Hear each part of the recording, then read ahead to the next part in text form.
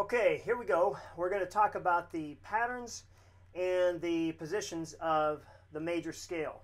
We're going to be using, well, I'm using a 5-string bass. I don't know what you were using, but if you're using a 5-string bass, I am stringing mine with a low B string. So we got G on the first, D second, E or A third, E fourth, and then B is the fifth.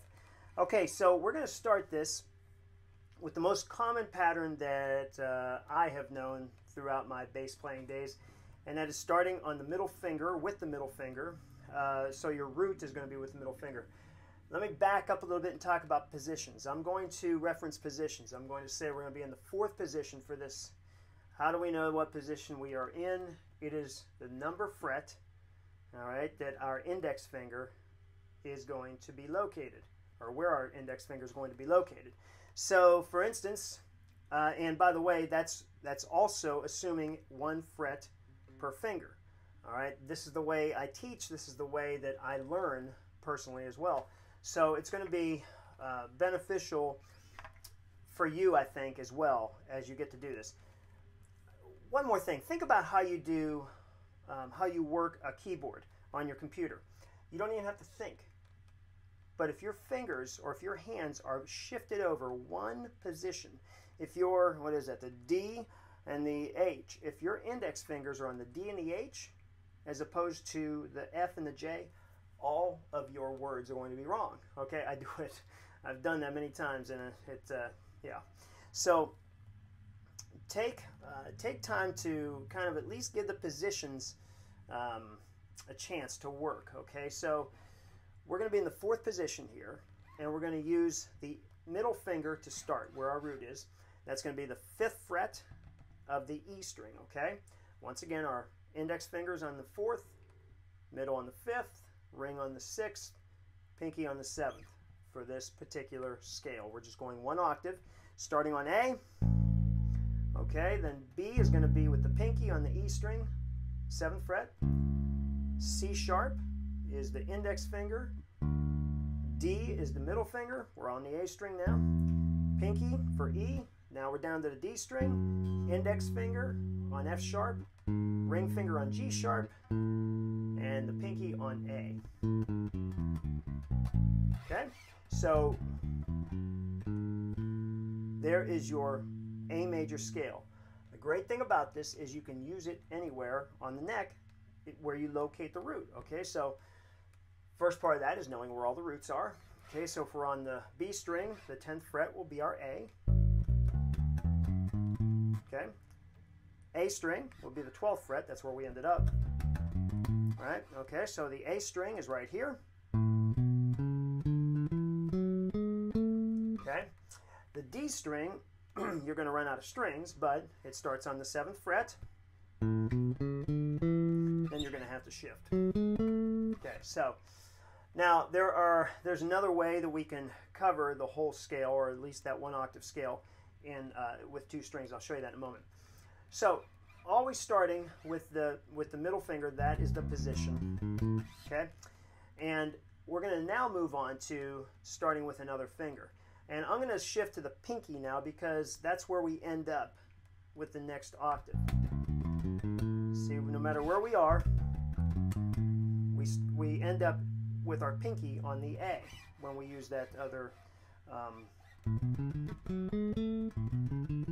we use that pattern, okay? So the way we do it from here is we're going to start with the A on our pinky. Okay, so we're going A, and for this we'd be in the 4th position again. A, B, C sharp, D, and then we'd have to do a shift. Okay, so we have to go to the E with our index finger, then shift up to the F sharp with our index finger. It's not very convenient, it's not very quick, it's not the best, most efficient use of our motion there. But if you have to, you need to know how to do it. Okay, so if we start with our first pattern,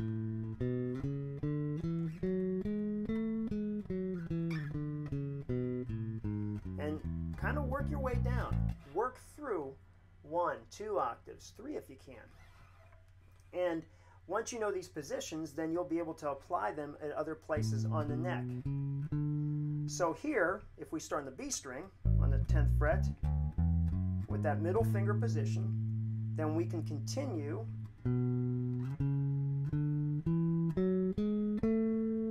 with from the pinky, or we can start with the pinky on the 12th fret, B, C sharp, D, and now we can continue down, E, F sharp, G sharp, A. So, okay, so you're going to have to shift somewhere.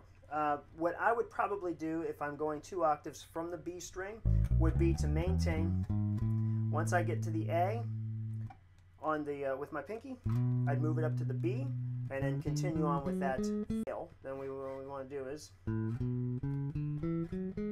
so let me explain this.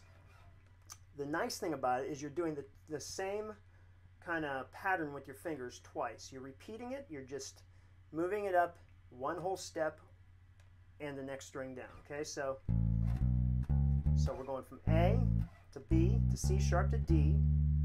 Then we're just staying in that 7th position, going to the E with our index finger, shifting again to the F sharp, G sharp, A. Hope that makes sense. Now let's try it again. Okay, so you notice this movement here. You're doing the same thing here.